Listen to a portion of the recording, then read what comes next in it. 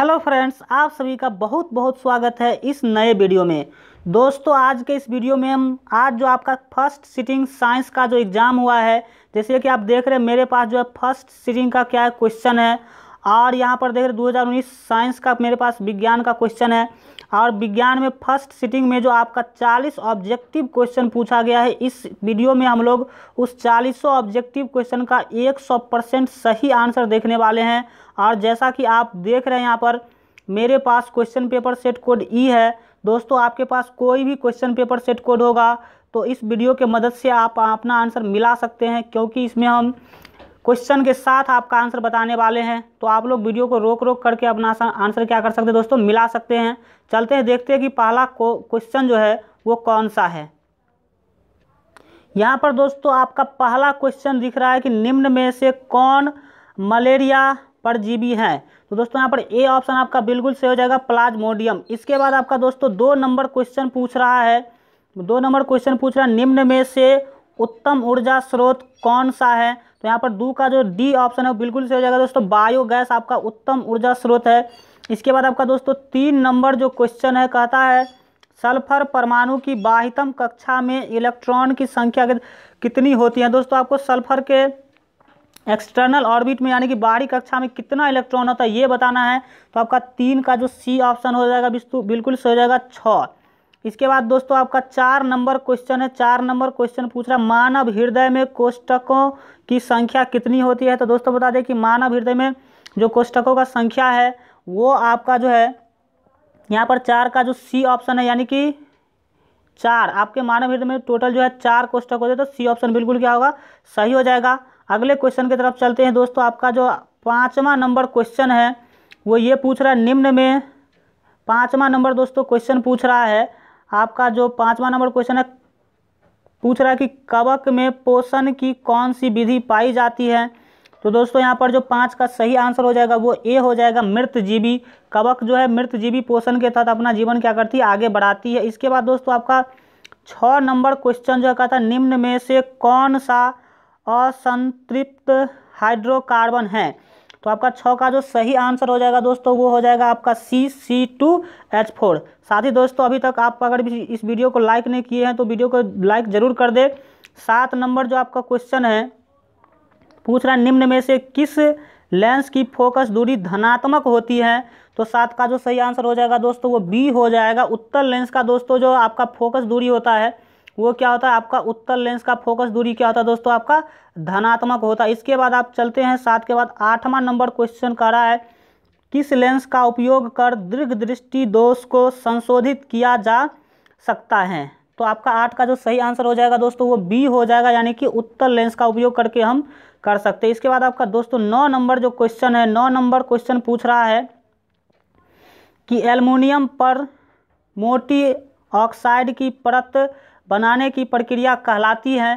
तो 9 का जो सही आंसर हो जाएगा दोस्तों वो बी हो जाएगा, यानी कि एनोडीकरण। इसके बाद आपका 10 नंबर क्वेश्चन की तरफ चलते हैं।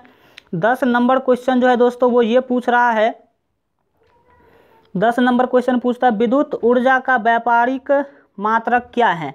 तो दोस्तों विद्युत ऊर्जा का जो व्यापारिक मात्रक होता है वो kWh यानी कि किलोवाट प्रति घंटा होता है। लेकिन यहाँ पर आपके किसी भी ऑप्शन में kWh यानी कि किलोवाट प्रति घंटा आपका जो है नहीं है। तो आपका यहाँ पर जो डी ऑप्शन होगा बिल्कुल सही हो जाएगा, इनमें से कोई नहीं, डी आपका क्या होगा, इस सही हो जाएगा। इसके बाद 11 नंबर क्वेश्चन है सामान्य नेत्र के लिए दूर बिंदु हैं। तो दोस्तों सामान्य नेत्र के लिए दूर बिंदु जो होता है वो अनंत होता है, हम अनंत तक के वस्तु को भी क्या कर सकते हैं, देख सकते हैं। आपका 12 नंबर जो क्वेश्चन दोस्तों पूछ रहा है हाइड्रोजन के 2 परमाणु के बीच कितने आबंध होते हैं। तो 12 का जो सही आंसर हो जाएगा दोस्तों वो ए हो जाएगा, यानी कि एकल आबंध होते हैं, एक सिंगल बॉन्ड बनता है आपको हाइड्रोजन में। इसके बाद दोस्तों आपका जो 13 नंबर क्वेश्चन निम्न में से कौन आहार श्रृंखला का निर्माण करता है।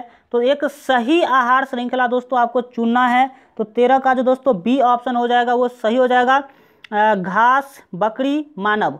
घास को दोस्तों बकरी खाती है और बकरी को मानव क्या कर जाते हैं, खा जाते हैं। तो ये एक आहार श्रृंखला बन रहा है 13। उसके बाद 14 नंबर क्वेश्चन देख रहे हैं। 14 नंबर क्वेश्चन कहता है कौन अंतःस्रावी और बाह्यस्रावी ग्रंथि जैसा कार्य नहीं करते। दोस्तों कुछ तो ग्रंथि है जो बाह्यस्रावी होती है, कुछ ग्रंथि अंतःस्रावी होती है, लेकिन कुछ ग्रंथि ऐसे भी है जो अंतःस्रावी और बाह्यस्रावी दोनों की तरह कार्य नहीं करती है। तो आपका यहाँ पर पूछ रहा है कि कौन अंतःस्रावी और बाह्यस्रावी ग्रंथि जैसा कार्य नहीं करती है। तो 14 का जो दोस्तों आपका सही आंसर हो जाएगा वो डी हो जाएगा, वृक्क। इसके बाद दोस्तों चलते हैं अगले क्वेश्चन की तरफ। अगला जो दोस्तों मेरे पास क्वेश्चन है वो आपको दोस्तों बता दें कि मेरे पास जो आपका 15 से लेकर के 19 तक मेरे पास क्वेश्चन नहीं है, लेकिन टेंशन लेने की बात नहीं है। 15 से 19 तक जैसे ही मेरे पास क्वेश्चन आ जाता है तो उसका हम क्या करेंगे, कमेंट पिन कर देंगे। आप लोग वहां से क्या कर सकते हैं, देख सकते हैं। जैसे मेरे पास क्वेश्चन आ जाएगा तो 15 से 19 तक का आपको क्या होगा, मिल जाएगा। अभी आप जितना हम बता रहे हैं कि जल्दी से जल्दी क्या कर लिए, मिला लीजिए और मुझे कमेंट के माध्यम से ज़रूर बताइए कि आपका कितना सही आ रहा है। तो चलते हैं हम 20 नंबर क्वेश्चन की तरफ। 20 नंबर क्वेश्चन का था कौन सा अभिलक्षण वंशागत नहीं है। दोस्तों बता दें कि मनुष्य या फिर किसी भी जीव में बहुत सारा लक्षण होता है जो वंश से आपको क्या है, आपके माता पिता से मिलता है, तो उसी लक्षण को वंशागत कहते हैं, वंशागत लक्षण कहते हैं, तो अभिलक्षण कहते हैं। यहाँ पर आँख का रंग दोस्तों वंशागत लक्षण है। और यहाँ पर जो कह रहा है कि आपका जो है शरीर का आकार भी वंशागत लक्षण होता है। इसके बाद आपका चमड़ी का रंग, जो जिसके माता पिता गोरे होते हैं उसके बच्चे भी गोरे होते हैं, जिसके माता पिता छोटे होते हैं वो भी क्या होते हैं, उसके बच्चे भी क्या होते हैं दोस्तों, छोटे होते हैं। तो शरीर का आकार भी होगा, आँख का रंग भी होगा, लेकिन बाल की प्रकृति यहाँ पर जो है वंशागत लक्षण नहीं है। तो यहाँ पर आपका बी का जो आंसर हो जाएगा वो क्या हो जाएगा, 20 का आंसर हो जाएगा डी, बाल की प्रकृति। इसके बाद 21 नंबर क्वेश्चन कहता है आधुनिक आवर्त सारणी में समूह की संख्या है। दोस्तों इस सब क्वेश्चन को तो आप लोगों को प्रैक्टिस सेट में इतना बार हम बता चुके हैं। तो आधुनिक आवर्त सारणी में आपको समूहों की संख्या बताना है, यानी कि वर्ग की संख्या बताना। तो यहाँ पर डी ऑप्शन बिल्कुल सही हो जाएगा, क्योंकि आपका जो समूह है आधुनिक आवर्त सारणी में जो इस टाइप का जो रो बना हुआ है आपका वो 18 है। कितना है दोस्तों, 18। तो 31 का आप यहाँ पर जो 18 यानी कि डी ऑप्शन हो जाएगा वो बिल्कुल ही क्या हो जाएगा दोस्तों, सही हो जाएगा। इसके बाद 22 नंबर क्वेश्चन पूछ रहा है ग्लूकोज के एक अणु में ऑक्सीजन के कितने परमाणु होते हैं। तो दोस्तों आपको बता दें कि ग्लूकोज के एक अणु में आपका जो 22 का जो क्वेश्चन है वो डी यानी कि 12 परमाणु होते हैं। ग्लूकोज के एक अणु में कितने परमाणु होते हैं दोस्तों, ऑक्सीजन के आपके 12 परमाणु होते हैं। तो आपका क्या हो जाएगा, 22 का डी ऑप्शन बिल्कुल सही हो जाएगा। 23 के बारे में चलते हैं। 23 कहता है शुद्ध जल का पीएच मान होता है। इस सब क्वेश्चन का कितना बार आप लोग डिस्कशन कर चुके हैं। शुद्ध जल का पीएच मान जो आपका जैसे उदासीन विलयन, तो आपका क्या है, बी हो जाएगा 7। शुद्ध जल का पीएच मान कितना होगा दोस्तों, 7। तो इसका क्या होगा, बी ऑप्शन बिल्कुल सही हो जाएगा। 24 नंबर क्वेश्चन है किस रंग का तरंग दैर्ध्य सबसे बड़ा है। तो यहाँ पर दोस्तों किस रंग का तरंग दैर्ध्य जो है सबसे बड़ा होता है, तो आपका लाल का जो है तरंग दैर्ध्य सबसे अधिक होता है। तो यहाँ पर ए ऑप्शन बिल्कुल सही हो जाएगा। 24 के बाद चलते हैं 25 नंबर क्वेश्चन की तरफ। 25 नंबर जो दोस्तों आपका क्वेश्चन है वो पूछ रहा है फ्लेमिंग के वाम हस्त नियम में बाएं हाथ की तर्जनी संकेत करती है, मतलब बाएं हाथ का जो बीच वाला जो उंगली है वो किसको संकेत करती है। तो 25 का जो सही आंसर हो जाएगा दोस्तों वो बी हो जाएगा, यानी कि आपका चुंबकीय क्षेत्र की दिशा को। इसके बाद 26 नंबर जो क्वेश्चन है वो पूछ रहा है निम्न में से कौन सा यौगिक ईंधन के रूप में इस्तेमाल किया जाता है। तो 26 का जो सही आंसर हो जाएगा दोस्तों वो हो जाएगा बी, प्रोपेनॉल। इसके बाद 27 नंबर क्वेश्चन है।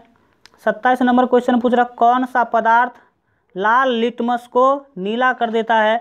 तो आपका जो है 27 का जो सही आंसर हो जाएगा दोस्तों वो बी हो जाएगा। क्षार जो है आपका क्या करता है, क्षारीय जो विलयन है, क्षारीय विलयन क्या करती है, लाल लिटमस को नीला कर देती है।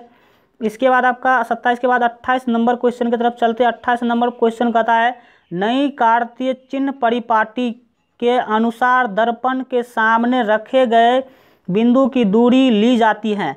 तो दोस्तों कोई भी दर्पण हो, या आपका अवतल दर्पण हो या उत्तल दर्पण हो, किसी भी दर्पण में अगर हम वस्तु रखेंगे तो इधर से ही रखेंगे, आपका जो इधर से रखेंगे तो बाएं साइड रखेंगे, यानी कि और आपको पता है ये आपका क्या होगा, एक्स वाई अक्ष होगा, और ये आपका मान लीजिए ये आपका एक्स अक्ष है।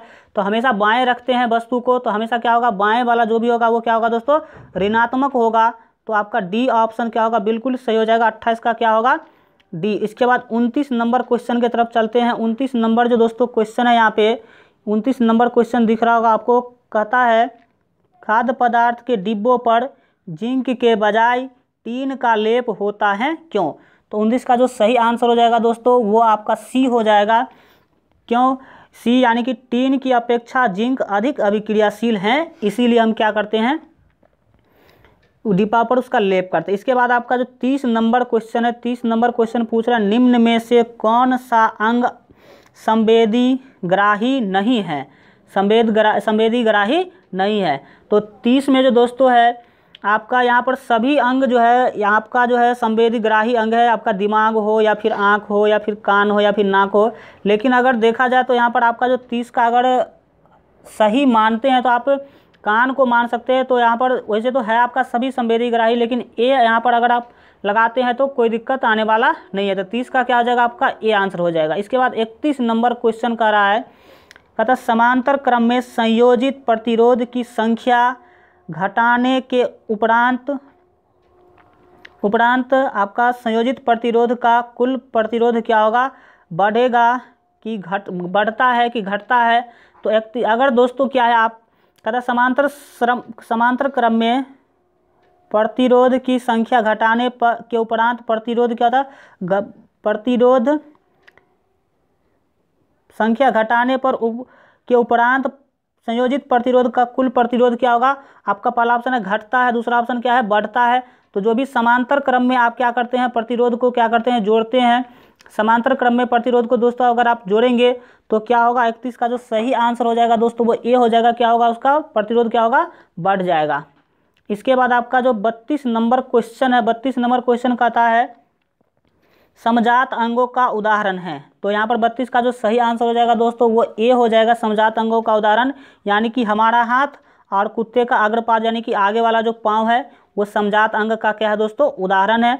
32 के बाद अगले क्वेश्चन की तरफ चलते हैं। 33 नंबर जो क्वेश्चन है, 33 नंबर क्वेश्चन यहाँ पर बता रहा है कि निम्न में से कौन सा पद विद्युत परिपथ में विद्युत शक्ति को निरूपित करता है?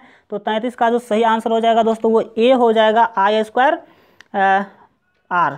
इसके बाद आपका जो 34 नंबर क्वेश्चन है पूछ रहा है तांबे की तार की एक आयताकार कुंडली किसी चुंबकीय क्षेत्र में घूर्णी गति कर रही है। इस कुंडली में प्रेरित विद्युत धारा की दिशा में कितने परिभ्रमण के पश्चात परिवर्तन होता है? तो दोस्तों यहाँ पर आपको जो आपका जो क्वेश्चन है 34 का जो सही आंसर हो जाएगा दोस्तों वो हो जाएगा सी। 34 का सी आंसर से हो जाएगा। आधा घूर्णन के बाद क्या है, आपका पूरा हो जाता है। इसके बाद 35 नंबर क्वेश्चन की तरफ चलते हैं। 35 नंबर जो क्वेश्चन यहाँ पर दोस्तों दिख रहा है आपको, कहता है निम्नांकित में से कौन पुनर्उद्भव का उदाहरण है? यानी कि कौन ऐसा जीव है जिसमें पुनर्उद्भव होता है? दोस्तों यहाँ पर जो हाइड्रा है, हाइड्रा में क्या होता है दोस्तों, मुकुलन होता है। अबीमा में क्या होता है, द्विखंडन होता है। और यहाँ पर यहाँ पर जो 35 का जो आपका सही आंसर हो जाएगा वो डी हो जाएगा। ये जो तीनों जीव है इसमें से किसी में भी पुनर्उद्भव नहीं होता है। तो सही जो आंसर हो जाएगा दोस्तों वो आपका डी हो जाएगा, इनमें से कोई नहीं। तो यहाँ पर डी ऑप्शन आपका क्या हो जाएगा, बिल्कुल ही सही हो जाएगा। 36 नंबर जो क्वेश्चन है, कहता है कौन सा अजैव निम्नीकरणीय कचरा है? अजैव निम्नीकरणीय कचरा का अर्थ होता है दोस्तों कि जो कचरा क्या हो, गले नहीं, एकदम वैसा का वैसा ही बहुत दिनों तक क्या हो, बना रहे। तो आपका टिश्यू पेपर क्या होता है, गल जाता है दोस्तों। केले का छिलका भी गल जाता है। इसके बाद वो थर्मोकोल है दोस्तों, वो जल्दी नहीं गलता है। यानी कि आपका जो अजैव निम्नीकरणीय कचरा हो जाएगा वो हो जाएगा थर्मोकोल, यानी कि आपका सी ऑप्शन बिल्कुल ही सही होगा। 37 नंबर क्वेश्चन की तरफ चलते हैं। 37 नंबर जो आपका क्वेश्चन है, 37 नंबर क्वेश्चन दोस्तों बोल रहा है कि टिंडल प्रभाव प्रकाश की कौन सी परिघटना को प्रदर्शित करता है? तो टिंडल प्रभाव दोस्तों प्रकाश के प्रकीर्णन को दर्शित करता है। तो यहाँ पर आपका क्या हो जाएगा, डी ऑप्शन बिल्कुल ही सही हो जाएगा। इसके बाद 38 नंबर क्वेश्चन है, पुष्प का नर जनन अंग कहलाता है। तो दोस्तों पुष्प का जो नर जनन अंग है वो पुंकेसर कहलाता है, और स्त्री केसर तो आपका स्त्री जनन अंग है। तो यहाँ पर पुष्प का नर जनन अंग क्या हो जाएगा दोस्तों, पुंकेसर, यानी कि ए हो जाएगा। 39 नंबर क्वेश्चन है, विरंजक चूर्ण का रासायनिक सूत्र है। तो आपका 39 का जो सही आंसर हो जाएगा दोस्तों वो हो जाएगा बी, यानी कि CaOCl2। साथ ही दोस्तों अभी तक अगर आप इस वीडियो को लाइक नहीं किए हैं तो कृपया वीडियो को लाइक कर दें, साथ ही अपने दोस्तों में शेयर कर दें। चलिए देख लेते हैं 40 नंबर क्वेश्चन का उत्तर। निम्न में कौन गंगा प्रदूषण के लिए उत्तरदायी नहीं है, यानी कि कौन सा ऐसा चीज़ है जो गंगा के प्रदूषण में सहायता नहीं पहुंचा रही है। तो यहाँ पर आपका जो 40 का ए ऑप्शन हो जाएगा बिल्कुल ही सही हो जाएगा, गंगा में मछली पालना। तो आपका गंगा में मछली के पालने से आपको कोई भी प्रदूषण का समस्या नहीं होगा। तो 40 का दोस्तों आपका क्या हो जाएगा, ए ऑप्शन बिल्कुल ही सही हो जाएगा। चलिए दोस्तों, आशा करते हैं वीडियो आपको अच्छा लगा होगा। वीडियो अच्छा लगा हो तो वीडियो को लाइक कर दीजिए, साथ ही अपने दोस्तों में शेयर कर दीजिए। साथ ही दोस्तों अगर आपको बताना चाहेंगे कि अगर आप बिहार बोर्ड का कोई भी न्यूज़ सबसे पहले देखना चाहते हैं तो हमारे news channel LGR news, LGRNEWS, अगर आप बिहार बोर्ड से संबंधित किसी भी न्यूज़ का जानकारी सबसे पहले लेना चाहते हैं दोस्तों तो हमारे न्यूज़ चैनल LGR न्यूज़ को सब्सक्राइब कर ले दोस्तों। वहाँ पर हम सबसे पहले क्या करते हैं, बिहार बोर्ड से संबंधित कोई भी न्यूज़ क्या करते हैं, अपलोड करते हैं। चलिए दोस्तों, आशा करते हैं वीडियो अच्छा लगा होगा। वीडियो अच्छा लगा हो तो वीडियो को लाइक कर दीजिए, साथ ही अपने दोस्तों में शेयर कर दीजिए। और अभी तक आप हमारे चैनल पर नए हैं तो सब्सक्राइब के लाल बटन को दबाकर चैनल को सब्सक्राइब कर ले, साथ ही बेल आइकन प्रेस कर दे ताकि कोई भी नया वीडियो हम अपलोड करें तो उसका नोटिफिकेशन सबसे पहले आपको मिल सके। चलिए मिलते हैं किसी नए वीडियो के साथ, तब तक के लिए धन्यवाद।